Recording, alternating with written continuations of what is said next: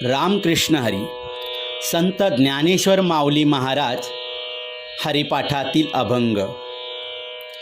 हरी उच्चारणी अनंत पापराशी, जातील लयाशी क्षण मात्रे.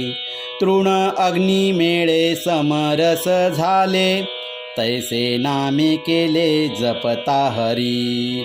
हरी उच्चारण मंत्र हा अगाध, पळे भूत बाधा भेणे त्याचे. ज्ञानदेव म्हणे हरी माझा समर्थ, न करवे अर्थ उपनिषदा.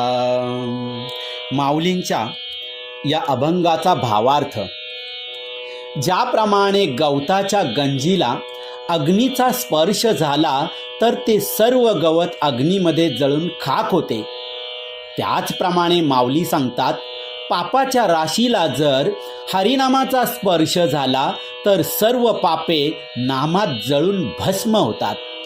हरिनाम हा महामंत्र आहे व त्याची शक्ती अगाध आहे. पुढे माऊली सांगतात, नामाच्या उच्चाराने जीवाची भूतबाधा नाहीशी होते. माऊली असं म्हणतात, हरी व त्याचे नाम ही अलौकिक आहेत.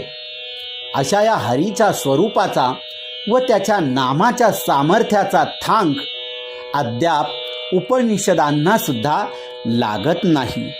रामकृष्ण हरी.